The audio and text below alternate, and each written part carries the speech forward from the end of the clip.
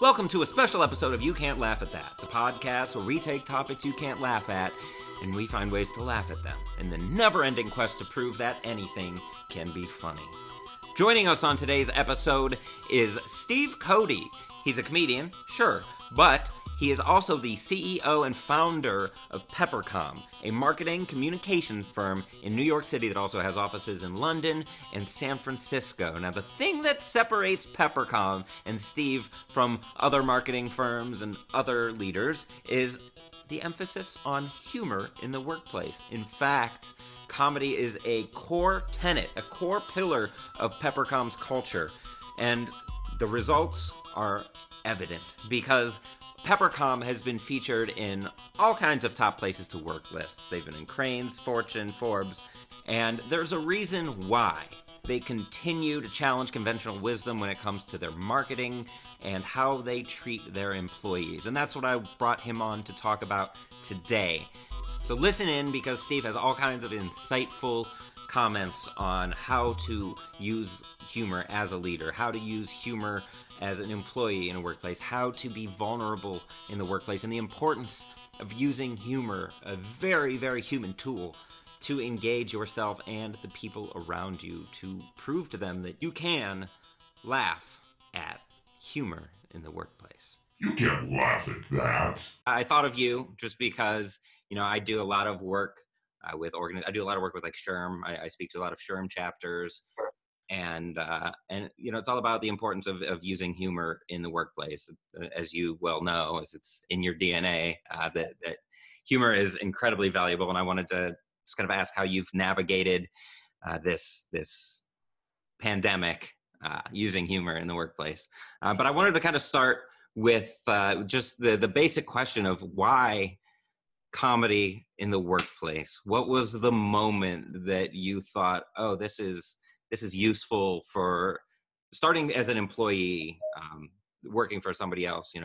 How did you incorporate humor into your day-to-day? I'm an introvert. I really am. Most comedians are. Not that I call myself a comedian, but so I tried to read the room instinctively, and as I became more comfortable as a junior or middle-level executive, I started to find ways in which to use what was happening within the office or the clients to bring humor to an otherwise serious conversation, knowing that there were guardrails in terms of what a junior person could or could not say. And my boyhood idol was Johnny Carson. So my sense of humor, if you want to call it that, is very Carson-esque.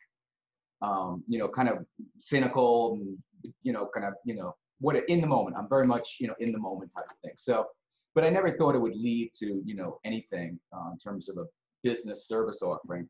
So, long story made short, I started Peppercomm literally 25 years ago.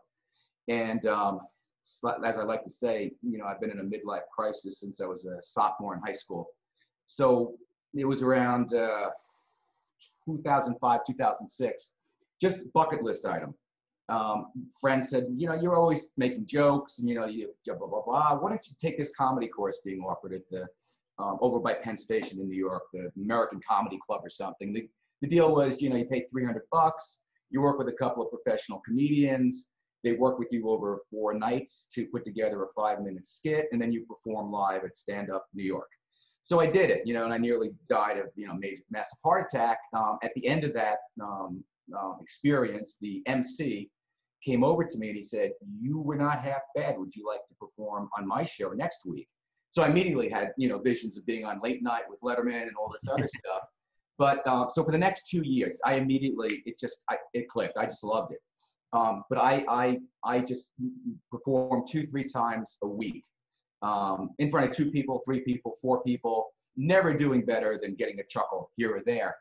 But after about a couple of years of doing this, I realized in the office situation, my senses were so sharpened by performing stand-up comedy and having to read the room, having to deal with silence, having to deal with, catcalls, if you will, dealing with nerves before making a major presentation. So I said, you know what, I think this is applicable to the workplace.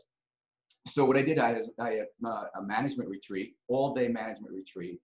And I had the professional comedian who had been coaching me and brought me into his show. His name is Clayton Fletcher.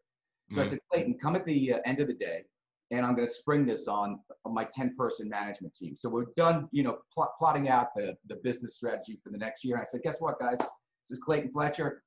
We're going to do comedy training, stand-up comedy training for the next hour. And, if looks could kill, I would have died right there on the spot. They would have lynched me. But they each went through it, and they said, we have got to roll this out within the agency. This is amazing. Just you could see everybody pulling for one another, and you'd never think like our CFO would be funny, but she was. And so it became part and parcel of our training program. So every 2, 3, 4 times a year, as new employees come and go, or we want to take them up to the next level, we do stand-up or improvisational comedy training. And we've been offering it to client organizations over the years. So we've done it for everybody from Colgate to Bristol Myers Squibb to a law firm, believe it or not. It's been an amazing thing in terms, and plus we've tied it to all of our fundraising.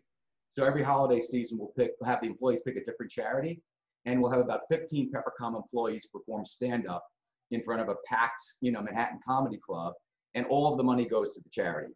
So it's a really cool thing, and it helps our people story tell, because what we do is not telling jokes, we tell stories based upon the truth. So it's about authenticity. It's about being vulnerable, because when you're up on stage, you're naked. It's just you trying to make people laugh who pay $25, to get in and see you. So there's some pressure there.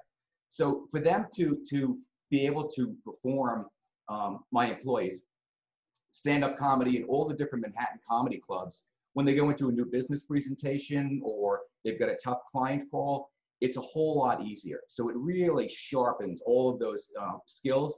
And when push comes to shove in new business, I found this in particular, where it's dead heat between Peppercomm and 2 other firms. The client, the one that hires us, said what made the difference was you made us laugh.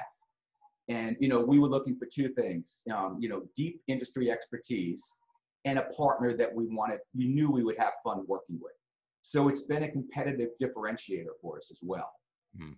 And it's also attracted, people, at the junior levels who might ordinarily not be interested in coming to Peppercomm, but they find out that we deliver stand-up and improvisational comedy training, and they're like, oh, I want to work for Peppercomm. So it's been a really cool thing. Yeah, and that's so important nowadays. I mean, I've watched a few interviews with you and read some articles, and your blog on Inc. is fantastic. It's super insightful, and the point of you have to appeal to millennials, and as you've said, millennials are the first generation that will forego pay for a meaningful job, and a job where they can engage their creativity, and humor is such a powerful way to do that. Now, how do you talk a lot about vulnerability and leaders being vulnerable, but for a lot of leaders that is kind of a taboo idea, because as a leader you have to be strong and know all the answers. How would you communicate the value of being vulnerable to a leader who's resistant to that? Well, it's the currency of the realm right now. It's what employees expect, is in the midst of this perfect storm. So, you can't change a leopard's spots, right? So if someone, I don't know if I'm allowed to curse or not, but if someone's an asshole, you're not going to change the asshole. But if a good leader should have an open mind. So, in these days, a good leader really has to be open to the fact that her or his employees are far and away their most important asset. As we saw, without your employees being fully engaged, productive, et cetera, the whole business can go to hell. And I think it was a real wake-up call for a lot of leaders that I better pay more attention to my employees. So what I would do is I would say, look, you've got to be a little bit more human and authentic, because that's what millennials and Gen Xers and whatever the next level down is, that's what they want. They want the truth, and they want to know you're not bullshitting them, and they want to be treated as peers, which is difficult if you're in the CEO spot. But, the beauty of comedy is that it level sets. I allow all of my employees to see me fail and fail miserably. And I use that, my personal and professional motto is expect less. And I like to say I deliver on that all the time. And mediocrity is my white space. Nobody's claimed mediocrity. Everybody wants to be the best. I don't know who wants to be the worst, but nobody wants to be mediocre. I do. So I say that and stuff. So it makes me a lot more approachable to my employees. because they know, they've seen me, joke and fool around. And obviously I take the business very seriously, but it personifies and humanizes the CEO in a way that nothing else can in my mind. It really, you've got to be empathetic, sympathetic. You have to be listening to the employees in terms of what they're saying. Reading the nonverbals is critical. There's so many things you learn from stand-up and improv. And improv is all about listening and continuing a story, as you know. So long story short, I would counsel, again, a leopard can't change its spots. If the person is an authoritarian, nothing's going to change him or her. If it's in their DNA, they're not suddenly going to become this warm, open, empathetic person who's willing to let people know that they're human and they fail and they make mistakes. So you can't change that mindset. And we always say, this is not for everybody. The comedy training, the improv, it's not for every culture. If that corner office doesn't buy into it and, display these types of attributes, if you will, it's not going to work. So, you can't change what can't be changed, but open-minded leaders, I think a lot of them are being more and more open, authentic, genuine. You're certainly seeing it with a lot of CEOs in Fortune 500 companies that, they're talking about people over profits. That never happened before. It's always been the quarterly profits. It's about time, the long term versus the short term. Exactly. And it's also about the legacy too, Yeah. You want to be remembered as somebody, who made a lot of money for, the business, or you want to be remembered for somebody who was a great mentor and who taught a lot of people and who was a great person to hang with. And, somebody you could actually go out and be comfortable with, over a drink or whatever. So, how do you want to be remembered? Yeah. You can't take it with you. That's No. the old adage rings so true. You can't laugh at that. Can't get enough of You Can't Laugh at That? Check out our Patreon at patreon.com/You Can't Laugh Pod. And when you become a patron, you'll get exclusive access to deleted footage from every episode. You'll be the talk of the town. Your friends will think you're the coolest person ever. Patreon.com/You Can't Laugh Pod. Find all sorts of new reasons to laugh at your friends for not being as cool as you. That Hodge Cronin study, which you're familiar with, the 98% of CEOs valuing humor in new hires, 84% thinking that the people with a sense of humor do better work, which makes sense. But then when the rubber meets the road, and when that's put into practice, I've seen this. A lot of these leaders that say they value humor, all of a sudden, work becomes serious, and so there's a gulf between what they say and what they do. Why do you think that is? Well, obviously, you need to keep the lights on, and you need to keep the cash flow going, and you need to meet payroll. So I could see, a CEO stressing about that, but you have to, detach the personal from the professional. So, it's really important to keep your eye on the business, but at the same time, the people are the business. So, your natural instinct is to push people harder, get them to work harder, bring in more business, become more profitable, but at what cost? And especially nowadays when everybody is so fragile and so burnt out.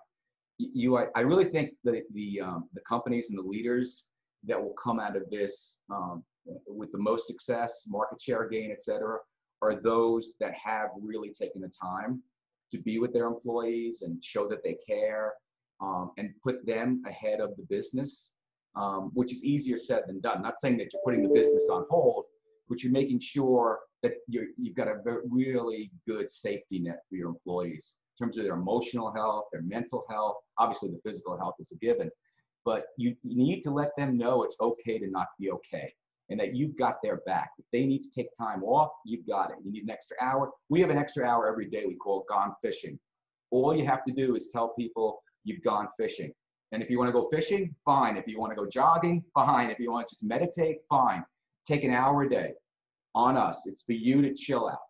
So chilling out and letting them know it's okay to chill out and showing them that I chill out, I think that just is really important. Yeah, and especially nowadays, with everything remotely, working remotely now. Now you have offices in San Francisco and London, so I assume there was a level of remote working to begin with. Yeah.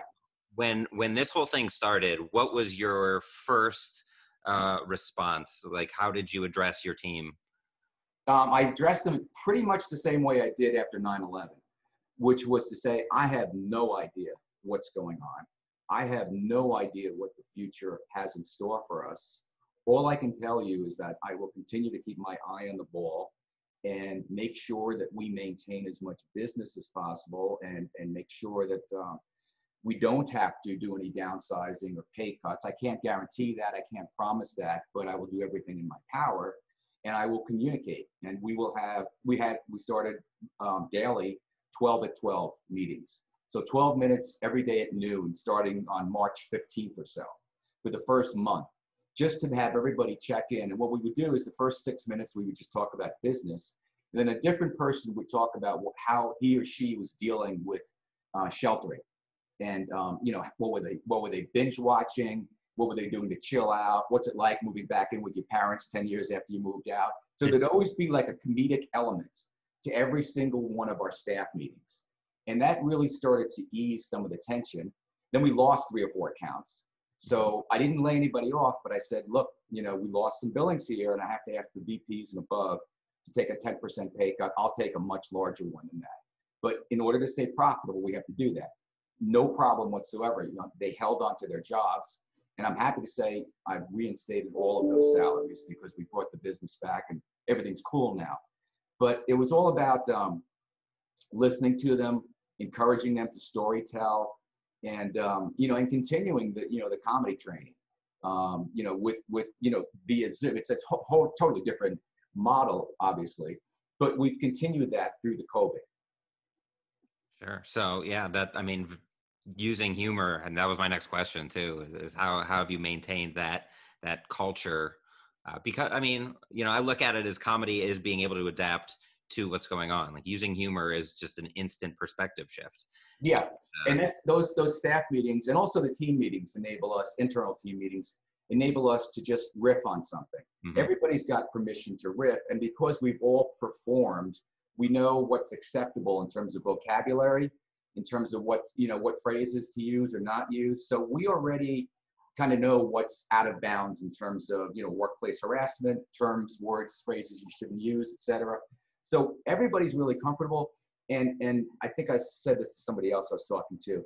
I'm closer to this group of employees from the last 8 months, not that there's been a lot of turnover, than I have at any other point in time with Peppercomm, because we've all gone through this together. We've all shared our personal stories, and we've all found ways to, laugh out loud at each other in terms of, a mistake we made, or, this happened or that happened. So there's a big willingness to open up and say, I failed at this, or, everybody's got everybody else's back. So it's been a really cool thing to watch. I bet. Now, if we're running out of time here, as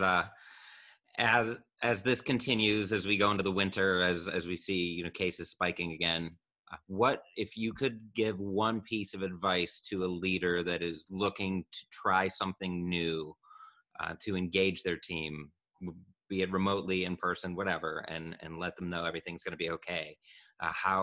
What's one piece of advice that you would give? I would say, don't promise, don't overpromise, underdeliver. Let your employees know that you care about them, you care about the business, and you're going to do everything possible to ensure the well-being of both. So I think if you send that message and they know it's authentic and that you do care about them individually, and that you are looking out for the business so that they have a job for the foreseeable future, I think that sends a powerful message. Absolutely. Cool. Well, I appreciate you taking the time. I have so many more questions, but time is of the essence, and Thanksgiving is coming up. So yes, it is. Yes, it is. For sure. I appreciate the time. This was a lot of fun. I could go on forever, as you can tell. I'm the same way. That's why I have a podcast. I hear you. Well, I appreciate you taking the time. I was going to say, can you send me a link when you post? 100%. I'll send you. Yeah, I'll send you a link. All that stuff.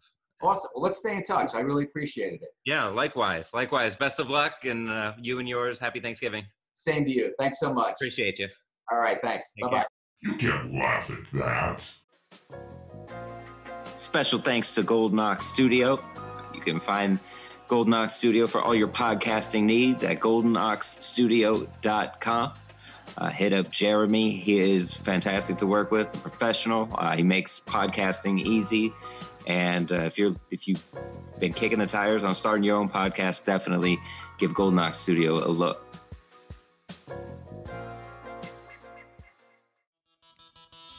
If you'd like to weigh in on today's topic, follow us on Twitter at YouCan'tLaughPod, or like us on Facebook at You Can't Laugh at That, and tell us how you did laugh at today's topic or how you didn't. This is all about the conversation, is what I'm saying. All right. Bye.